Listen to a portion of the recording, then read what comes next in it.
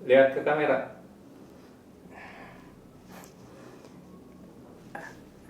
Nama saya Nugraha, saya seorang tips edik.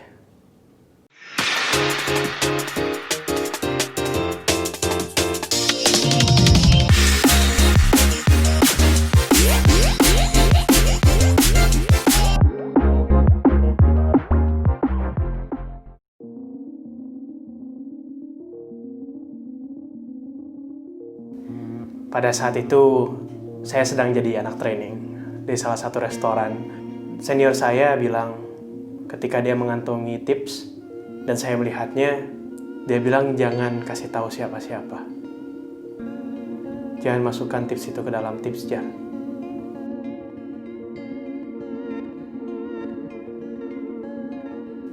Saya sudah menjadi tips edik selama 6 tahun 9 bulan.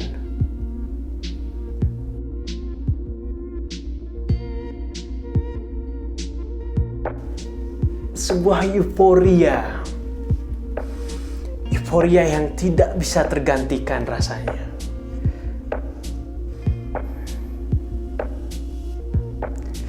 Duh. Ada yang punya tips nggak ya?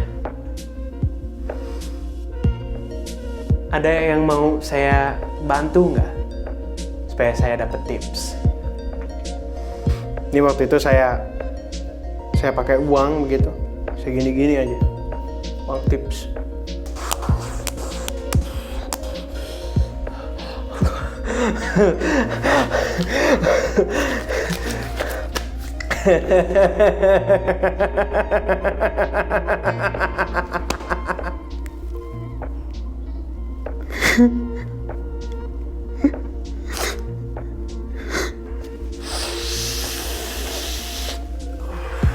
Tapi lambat laun saya rasa memang sekarang ketika saya tidak mendapatkan tips selama 10 menit seperti perjalanan dari rumah saya ke sini, ya saya merasa sakau begitu.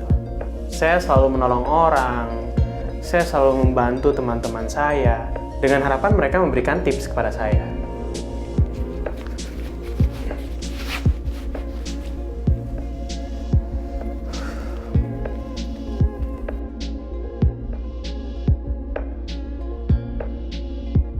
Ketika saya saat itu disuruh ambil off sama atasan saya, kamu off aja dulu istirahat, mungkin kamu tipes.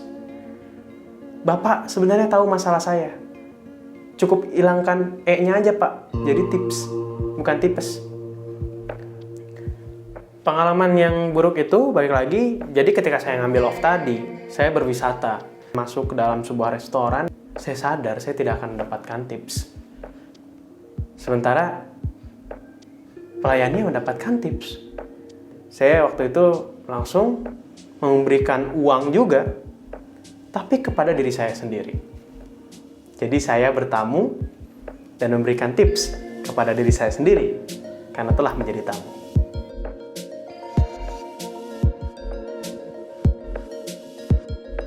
Ya, seperti yang inilah. Saya bawa ini untuk cadangan. Ya, kita langsung lipat-lipat aja. Terus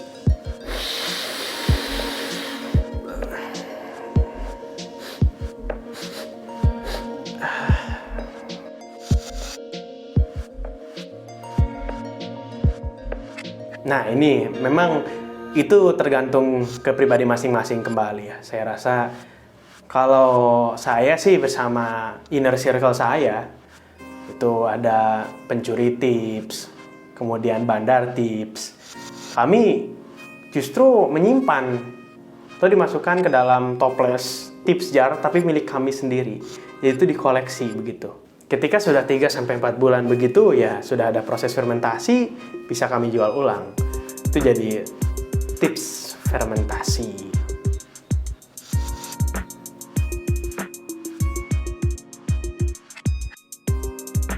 Ya ini saya rasa sebuah konspirasi begitu. Ini kan seperti sama rata sama rasa. Kita yang berjuang, masa yang dapat semuanya? Dari orang-orang yang tidak kreatif dalam bekerja, orang-orang yang pemalas. Kalau begitu ngapain kita bersih-bersih meja kalau yang dapat tipsnya semuanya? Betul kan? Logika saya masuk? Ngip. Tips.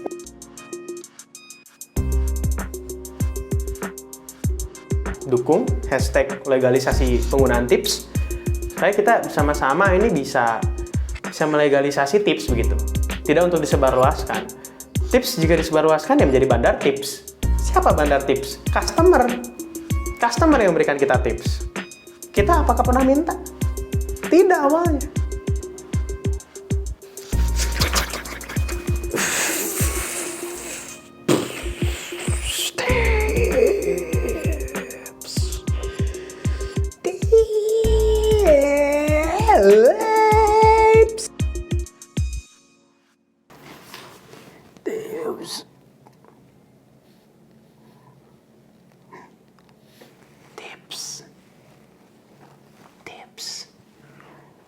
Tips.